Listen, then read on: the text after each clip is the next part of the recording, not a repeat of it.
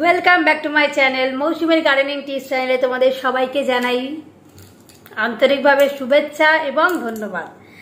আর প্রথমেই বলবো যে তোমরা যারা যারা আমার ভিউয়ার্স রয়েছে, আমার সাবস্ক্রাইবার রয়েছে, তাদেরকেও জানাই অসংখ্য ধন্যবাদ। তোমরা সময় খরচা করে আমার ভিডিও দেখো, আমার লং ভিডিও বা শর্টস যেটাই বলো তোমরা দেখো বলেই আমরা আছি এবং তোমরা এইভাবেই কিন্তু আমাকে সাপোর্ট করতে থেকো। আর তোমাদের সাপোর্ট কিন্তু আমার খুব খুব দরকার, এটা ছাড়া কিন্তু আমি এগোতে পারবো না। তো তোমাদেরকে আজকে একটা কথা বলি, সেটা হচ্ছে আমার অনেক বন্ধু বা আমার অনেক ভিউয়ার্স রয়েছে, অনেক ফেসবুক ফলোয়ার্স রয়েছে, তারা আমাকে প্রায় সময়তে এই কথাটা খুব জিজ্ঞাসা করছে ইদানিং যে ভেলোরে আমি কেন গিয়েছিলাম আর ভেলোরে আমি কি কি ট্রিটমেন্ট করেছি আর আমার অ্যাকচুয়ালি কি হয়েছিল। ঠিক আছে, তো এইটার উত্তর আমি অনেককে জনে জনে দিয়েছি। তো তারপরও ভাবলাম যে একটা ভিডিও করি যেটার মাধ্যমে কিন্তু তাহলে সবাই মোটামুটি যেটা জানে না বা যে কোয়ারিজটা করা হয় বারবার, সেটা যাতে তারা উত্তরটা পেতে পারে। তো সবাইকে তো ইন্ডিভিজুয়ালি দেওয়া তো সম্ভব নয়, তো সেই জন্যই ভাবলাম যে ভিডিওটা করে আমি সেটা সবাইকে জানাই। তো প্রথমে যদি বলি, শুরুটা ঠিক এভাবে করব আমি যে প্রথমে যদি বলো যে এই রোগটা কি হয়েছে, তো আমি আস্তে আস্তে আসবো। প্রথমে বলে তোমরা বুঝতে পারবে না বা কি করে আমি এই লং জার্নিটাকে আমি ওভারকাম করেছি, সেটাই তোমাদের সাথে আজকে শেয়ার করব। তো প্রথমে বলবো যে আমি বরাবরই প্রচণ্ড পরিমাণে আমি হাঁটতে ভালোবাসি এবং আমি সব জায়গায় আমি হেঁটে হেঁটে অনেক কাজ করেছি। তো আর যদি বলো দুর্গাপুজোয় ঠাকুর দেখা, তাহলে বলবো যে আমি মানে সন্ধে থেকে একদম 10টা-11টা অবধি টানা হেঁটে ঠাকুর দেখতে পারি। এবং শুধু তাই নয়, আমি মানে কিলোমিটারের পর কিলোমিটার আমি হাঁটাচলা করি এবং খুব অ্যাক্টিভ পারসন যাকে বলা যায়। তো সব কিছু আমি বেশ নড়াচড়া করে করি, শরীর খারাপ থাকুক চাই না থাকুক, সব কিছু মানে সংসারের কাজ সামলে। আমার মৌসুমীর গার্ডেনিং টিপস চ্যানেল আছে, তোমরা হয়তো অনেকে জানো। তো সেই চ্যানেলের ভিডিও করা কিন্তু চারটিখানা কথা নয়, মানে একটা গাছ, আমার সারা ফ্ল্যাটে আমার সারা বাড়িতে গাছ রয়েছে, তো সেই গাছের পরিচর্যা করি, গাছ খুব ভালোবাসি। গাছ একটাও মরে গেলে আমার খুব কষ্ট হয়, তো সেই গাছ নিয়ে আমি যেহেতু ভালোবাসি, তো সেই জন্য আমার একটা মৌসুমীর গার্ডেনিং টিপস চ্যানেল করেছি যাতে আমি গাছ রিলেটেড সমস্ত ভিডিওতে দিই। তার সাথে তো আমার এই চ্যানেল রয়েছে, ফেসবুক রয়েছে, তো আমি সোশ্যাল মিডিয়াতেও অ্যাক্টিভ থাকি এবং আমার সংসারের কাজেও কিন্তু আমি ভীষণভাবে অ্যাক্টিভ থাকি। আমার কিন্তু কোনো হেল্পিং হ্যান্ড নেই বা আমার বাড়িতে কিন্তু কোনো পরিচারিকা আমি এখনো পর্যন্ত রাখিনি। তো সব কিছু এভাবে ঠিকঠাক চলছিল। তো যেটা বলার কথা সেটা হচ্ছে যে আমি হাঁটাচলা যেরকম করি, কাজকর্ম করি, তো আমি ইদানিং দেখছিলাম যে আমি একটু একটু হাঁপিয়ে যাচ্ছি।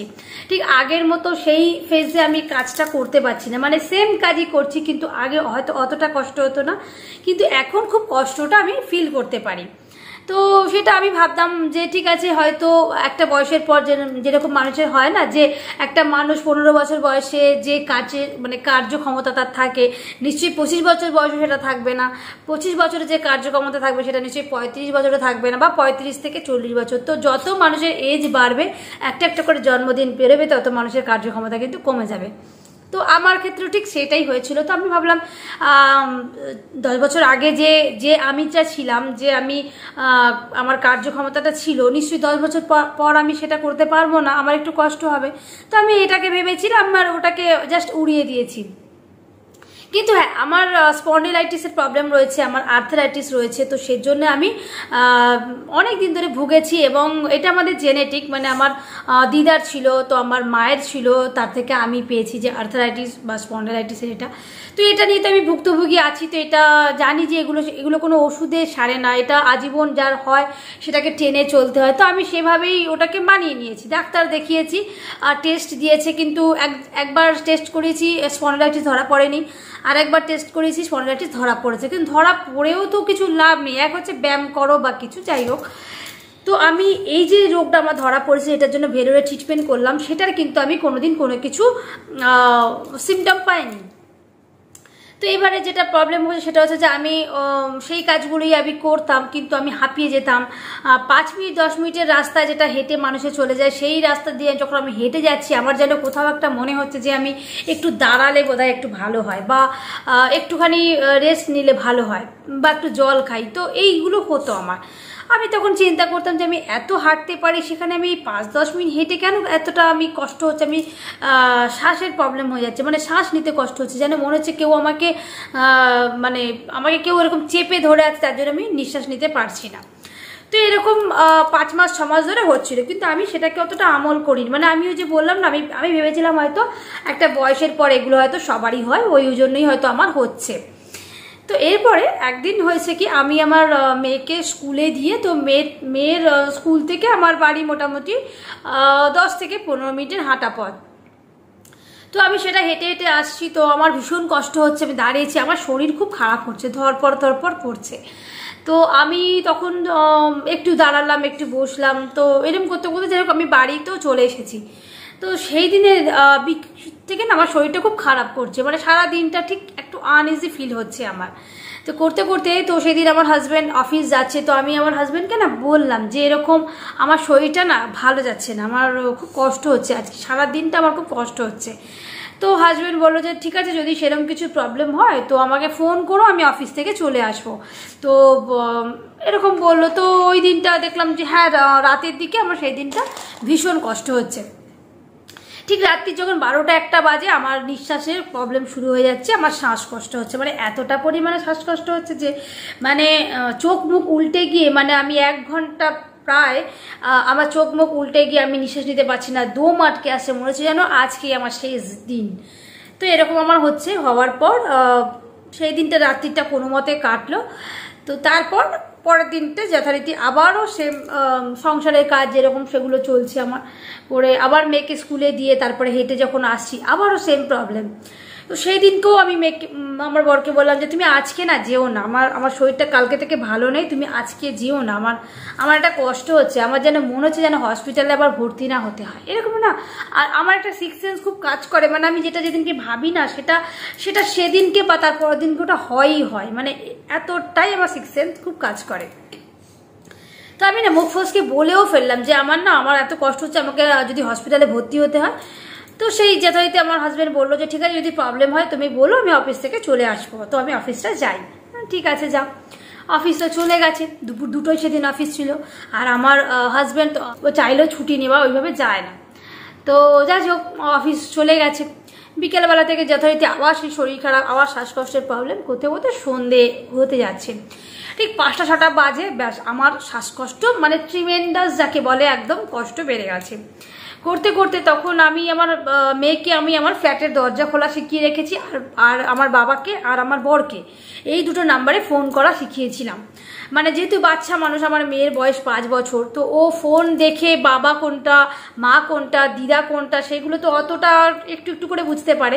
তো আমিও না মাঝে মাঝেই চালাক, মানে ওকে ওইটা শেখাবার জন্য আমি আমার ফোন থেকে আমার বাবা মানে আমার বরকে ফোন করতে বলতাম, বা কোনো সময় হয়তো আমি ডায়াল করতে পারতাম, কিন্তু আমি আমার মেয়েকে দিয়ে করাতাম, যাতে প্রবলেমে পড়লে যাতে আমার মেয়ে ফোন করে একটু জানাতে পারে। কারণ এইগুলো আমার বলছিলাম না সিক্স সেন্স কাজ করে, তো সেটাই তাই।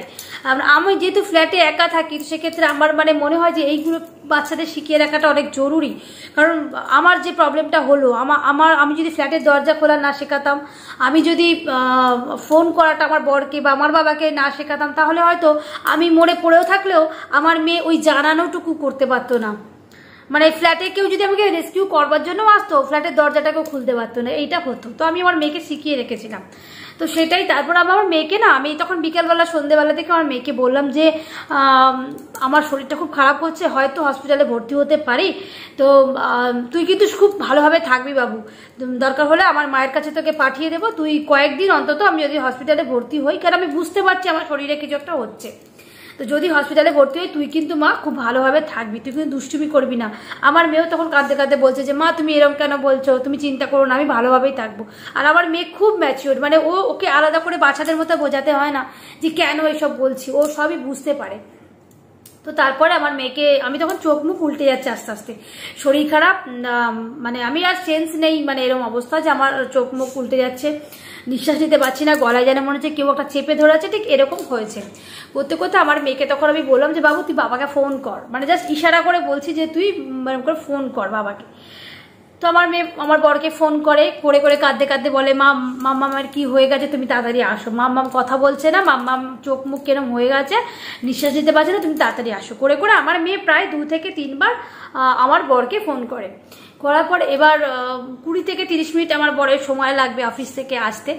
তো সেইটুকু টাইম এসেছে, এসে সঙ্গে সঙ্গে মানে ড্রেস পরা অবস্থাতে আমার বাড়িতে আসে এবং ফ্ল্যাটের সবাইকে ফোন করে। সেটাও আমি ইশারা করে, মানে তখন একটু একটু সেন্স ছিল, কিন্তু ফ্ল্যাটে আমি হাজব্যান্ডকে মানে এইটুকু বলছিলাম যে তুমি ফ্ল্যাটে অন্তত সবাইকে বলো, যার কারণ তুমি একা এগুলো করতে পারবে না। তো তারপরে ফ্ল্যাটে যখন জানানো হয় ফোনে, একজন দুজনকে ফোন করতে করতে, তো ফ্ল্যাটের মোটামুটি 2-3 জন আমাদের বাড়িতে চলে আসে এবং আমার ফ্ল্যাটে তারা সবাই মিলে আমাকে একটা চেয়ারে করে, কারণ যেন ফ্ল্যাটের যেরকম লিফট হয় ওখানে তো স্ট্রেচার ঢোকে না, তো তার মধ্যে চেয়ারে করে আমাকে কাছাকাছি নিয়ারেস্ট হসপিটালে আমাকে অ্যাডমিট করা হয়। তো সেখানে যথারীতি তারপরে তো ট্রিটমেন্ট শুরু হয়ে যায়। 7 দিন আমি সেই হসপিটালে ছিলাম। তো একটা হসপিটালে আমি 7 দিন ছিলাম। তো 7 দিন থাকার পর A to Z আমার মানে টেস্ট ফেস্ট হাবিজাবি হয়, মানে আমার শরীরের কোনো জায়গা বাকি ছিল না যেখানে আমার ছুঁচ ফোটেনি। মানে সব জায়গায় আমাকে গিনিপিগের মতো টেস্ট করা হয়েছিল যে কোথায় আমার স্যালাইনটা দেওয়া হবে, মানে কোনো জায়গায় চ্যানেল করা যাচ্ছিল না, হাতের ভেন পাওয়া যাচ্ছে না, যেটা কিন্তু খুবই মানে রেয়ার হয়। মানে আমার চোখের সামনে দেখছি সবারই 1 2 বারে কিন্তু চ্যানেল হয়ে যাচ্ছে, কিন্তু আমার কোনো জায়গায় চ্যানেল হচ্ছে না, রক্ত আসছে না, হচ্ছে না। তো বারবার এখানে একবার দেখছি, এখানে একবার দেখছি, এখানে একবার দেখছি, এখানে এরকম করে করে সারা জায়গা টেস্টিং হচ্ছে একটু চ্যানেল করা হবে বলে। তো এইসব চলছে, মানে কষ্ট কিছু বলার নয়, মানে ভীষণ কষ্টের। তারপরে এরকম চললো 7 দিন সেখানে ছিলাম। সবাই বলছে যে লাংসে, মানে আমাদের ফুসফুসের লাংসের মধ্যে হাওয়া ঢুকে গেছে। চিন্তা করো, লাংসের মধ্যে হাওয়া, সেটা কি করে ঢুকবে, কিছু তো মাথায় আসছে না, বোঝা যাচ্ছে না। তো ডাক্তাররা যেখানেই মানে আমার রিপোর্টগুলো যাচ্ছে সেখানে একটা গোল টেবিল মানে বৈঠক হয়ে যাচ্ছে যে এটা কীরকম আবার রোগ রে বাবা, পেটে জল জমে জানি, মানে তাকে হয়ে যায়, মানে বিভিন্ন রকম রোগ আমরা যেগুলো ন্যাচারালি শুনে থাকি, কিন্তু ফুসফুসের ভেতরে হাওয়া ঢুকে গেছে এটা খুব একটা শোনা যায় না। ডাক্তাররা অবাক, বলছি তোমার এত কম বয়সে তুমি এরকম একটা কি রোগ বাঁধিয়ে বসলে, তোমার 5 বছরের একটা শিশু রয়েছে, তুমি এত ছোট একটা মেয়ে, কি এরকম রোগ তোমার। তো ডাক্তাররা তো গোল টেবিল বৈঠক করছেই, করতে করতে তারা বলছে যে যেটা আমার হয়েছে সেটা 2 থেকে 2.5 লাখ লোকের মধ্যে একজনের হয়, যেটা আমার হয়েছে। তাও কাদের হয় ওনারা বলছেন যেটা, যে যারা প্রচুর পরিমাণে অ্যালকোহলিক, যারা প্রচুর পরিমাণে ধূমপান করে, বিভিন্ন রকম নেশার সাথে জড়িত, তাদের মানে আপ টু 60-র পরে তাদের এই রোগটা হতে পারে। কিন্তু সেখানে আমি একটা হাউসওয়াইফ, আমার এই সমস্ত কিছু নেশা নেই, আর আমাদের জেনেটিকও এরকম কোনো প্রবলেম নেই, তাহলে আমার এটা কি করে হলো, মানে সম্ভবটা কি করে হলো। আর হাওয়াটা ঢোকার কারণে ওনারা বুঝতে পারছেন না। তো এইরকম সমস্ত কিছু হলো, হওয়ার পর যাই হোক ট্রিটমেন্ট তো চলছে, ওই গাঁদাগুচ্ছের মানে অ্যান্টিবায়োটিক পুশ করা হচ্ছে, ওইটুকুই করার পর লাস্টে আমাদের 7 দিন পর আমাদের ছুটি দিয়ে দেওয়া হয়। ছুটিতে তাও ওনারা দিতে চাইছিল না, যখন দেখলাম শুধু পড়েই রয়েছে, কিছু করা হচ্ছে না, মানে কোনো, ওরা বলছে যে হাওয়া ঢুকে গেছে, সেটা পাইপ দিয়ে বার করতে হচ্ছে, মানে করতে হবে, বা পাইপ বড় পাইপ দিয়ে, একবার বলছে সরু পাইপ দিয়ে আবার, কিন্তু বার আর করছে না, খালি গাঁদাগুচ্ছের বিল, যেহেতু প্রাইভেট জায়গা, তো গাঁদাগুচ্ছের মানে 7 দিনে 1 লাখ টাকার ওপরে বিল হয়ে গেছে, কিন্তু কোনো কাজের কাজ কিছু হয়নি। তারপরে আমরা বাড়ি চলে আসি। বাড়ি চলে এসে দেখছি ওই যে এতগুলো অ্যান্টিবায়োটিক আমার শরীরে দেওয়া হয়েছে। তারপর দিন 15 আমি বাড়িতে ছিলাম, আমার যে কি শরীর ডিটোরিয়েট করেছে তার মানে চিন্তার বাইরে। আমার বাড়িতে বড় বড় যে সিলিন্ডারগুলো দোকানে থাকে, সেই বড় বড় সিলিন্ডার আমার বাড়িতে দুটো শেষ হয়ে গেছে। খালি ওই 15-20 মিনিট ছাড়া ছাড়াই আমি দিনে 6 থেকে 7 বারের বেশি আমি ওই পাইপ দিয়ে এখানে নাকে দিয়ে আমি অক্সিজেন নিয়েছি 15 মিনিট করে। রান্না করছি, করতে করতে যেই আবার শ্বাসকষ্ট হচ্ছে, আবার ওই আমি বিছানায় শুয়ে একটুখানি 15 মিনিট আমি ওই শ্বাস মানে কি বলবো ওটাকে সিলিন্ডারে নিয়েছি। তারপরে ওরা একটা দিয়েছিল তোমার ইনহেলার দিয়েছিল, তো সেই ইনহেলারটা দিয়েছিল হাই ডোজে, যেটা আমার কোনোদিন আমি নিইনি, মানে আমার ওটা শ্যুট করারও ব্যাপার ছিল, কিন্তু ওই ইনহেলারটা দেওয়াতে সেইটাতে আমি 2-3 রকমের ইনহেলার দিয়েছিল, একটা পাউডার, একটা নর্মাল যেরকম ইনহেলার হয়। তো সেই পাউডারটা নিলে অতটা অসুবিধা হতো না, কিন্তু ইনহেলার যেটা একদম গ্যাস পাম্প পড়ে যেটা, সেইটা নিলে আমার কিন্তু শরীর আরও খারাপ করতো, মানে শ্যুট করতো না, আর ভীষণ আমার শ্বাসকষ্ট শুরু হয়ে যেত, মানে হাঁপানির টান আমার শুরু হয়ে যেত। তো এরকম হাঁপানি হাঁপানি, মানে হাঁপানিটা যেরকম হতো না, মানে মানে এরকম করে আবার হাঁপানিটা হতো। তো করতে করতে ওইটা 15 মিনিট মানে করে করে নিতাম সারাদিনে, করতে করতে 2টো সিলিন্ডার আমার শেষ হয়ে যায়। কিন্তু এটাই তো আর চলতে থাকতে দেওয়া যায় না। তো আমরা কি করলাম, পিজিতে আমরা গেলাম। তো পিজিতে সবাই নাম জানো, তো ওই পিজি হসপিটালে আমরা যখন গেলাম তো সেইখানে ডাক্তার দেখানো হলো। সেখানে আমরা নেট ঘেটে সেই ডাক্তারের কাছে আমরা গেছিলাম। তো সেইখানেও আমার ট্রিটমেন্ট করা হয়। তো আমাকে ট্রিটমেন্টটা করিয়ে দেওয়ার পর কিছুটা একটু সুস্থ বোধ করেছিলাম। কিন্তু মেইন যেটা প্রবলেম হলো সেটা হচ্ছে সেই অপারেশনটা কেউ করতে চাইছে না। মানে বলছে যে পাইপ ঢুকিয়ে যে হাওয়াটা বার করবে সেটা কেউ করতে চাইছে না। খালি বলছে রিস্ক আছে, অপারেশন থিয়েটারে আমি মারা যেতে পারি, অপারেশন করতে গেলে আমার জীবন হানি হতে পারে। যেহেতু আমার বয়স কম এবং আমার একটা 5 বছরের বাচ্চা মেয়ে আছে, আজকে আমার কিছু হয়ে গেলে তাকে কে দেখবে। তো এই সমস্ত কিছু করে ডাক্তাররা বলছে আমাকে ডিসচার্জ করে দেবে, কিন্তু আমাকে অপারেশনটা করবে না, যেহেতু অপারেশনে রিস্ক আছে। এবং আমাকে তো বলেইছে, প্লাস আমার হাজব্যান্ডকেও ডেকে বলেছে যে যদি অপারেশনটা করা হয় তাহলে কিন্তু জীবন রিস্ক হয়ে যাবে, অপারেশনটা না করাই ভালো। তো উনি ডিসচার্জ করে দিচ্ছে, কোনো মতেই রেফার করছে না যে পিজিতে আমরা অপারেশনটা করাবো। তো আমরা ভর্তি ছিলাম শম্ভুনাথে, শম্ভুনাথ হসপিটালে আমরা 10 দিন ছিলাম। মানে এর আগে যেটাতে ভর্তি ছিলাম সেটা ছিল হাওড়ার জৈন হসপিটাল, ওটাতে আমি ভর্তি ছিলাম 7 দিন।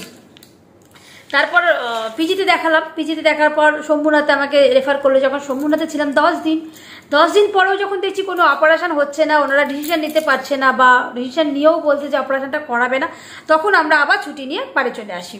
কিছুই যখন হবে না, শুধু শুধু কী হবে। আর আমার মেয়েটাও কষ্ট পাচ্ছিল, আমাকে ছেড়ে 10 দিন একবার আমার দিদির বাড়ি, একবার আমার মায়ের কাছে থাকছিল। মানে ওখানে কিছু অসুবিধা কিছু হচ্ছিল না, কিন্তু হয় না একটা যে মাকে ছেড়ে রয়েছে, বাচ্চাটা খালি কাঁদছে, ভিডিও কলে কথা বলছে, এটা আমারও একটু মানে কষ্ট হচ্ছিল।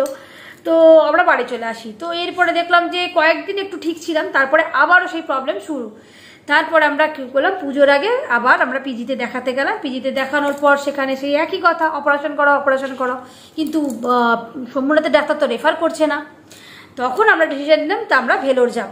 তো ভেলোর যাব যখন ঠিক করলাম, তখন সব থেকে মেন যেটা সেটা হচ্ছে, অনেকে আমাকে বলেছে যে তোমরা প্লেনে চলে যাও, কিন্তু আমার শ্বাসের প্রবলেম, যদি প্লেনে গিয়ে আমার কিছু প্রবলেম হয়, আমি নিঃশ্বাস নিতে না পারি, তো সেখানে যদি সিলিন্ডারের ব্যবস্থা না থাকে আমি কি করব? মাঝ রাস্তায় তো আর প্লেন থামানো যায় না। তো সেই জন্য আমরা রিক্সা নিইনি, আমরা বলেছিলাম যে আমরা ট্রেনে যাব। তো ট্রেনে যাওয়ার জন্য সর্বপ্রথম যেটা দরকার সেটা হচ্ছে আমার শরীরের সুস্থতা, কারণ ট্রেন ভেলোরে যেতে গেলে 2 দিন মিনিমাম জার্নি করতে হবে। তো সেই 2 দিন আমাকে উইদাউট সিলিন্ডার, উইদাউট ইনহেলার আমাকে ট্রাভেল করতে হবে, সেই রিক্সটা নিয়ে কিন্তু আমায় যেতে হবে। তো যাই হোক, ইনহেলারটা আমি সাথে রেখেছিলাম, কিন্তু ইনহেলারটা নিলেও আমার খুব কষ্ট হচ্ছে, ওই যে বললাম শ্যুট করছে না, তো আমি তাও ব্যাগে রেখেছিলাম। তারপর 2 দিন জার্নি করে আমি ভেলোরে গেলাম। ভেলোরে যাওয়ার ঠিক পরদিন থেকে শুরু হয়ে গেল আমার আবার সেই একই ট্রিটমেন্ট, একই চেক আপ। তো সব কিছু রিপোর্ট দেখে ওনারা সেই একই কথা বললেন যে 2-2.5 লাখ লোকের মধ্যে এই রোগ হয়, মানে যা যা যা যা সেইগুলো সব একই হয়েছে। করার পর ওনারা বললেন যে এখানে লাংসের মধ্যে যেটা হাওয়া ঢুকে গেছিলো, বারবার আমাদের ওয়েস্ট বেঙ্গলে বলা হচ্ছিল, মানে হাওড়া জৈনে বলো, শম্ভুনাথে বলো, পিজিতে বলো, তো ভেলোরে গিয়ে যেটা প্রপার ট্রিটমেন্টে মানে টেস্ট করে বোঝা গেল যে লাংসের ওপরে মাংস গজিয়ে গেছে। তো সেই মাংস গজিয়ে গেছে, সেটা কিভাবে সেটা ডাক্তাররাও বুঝতে পারছে না।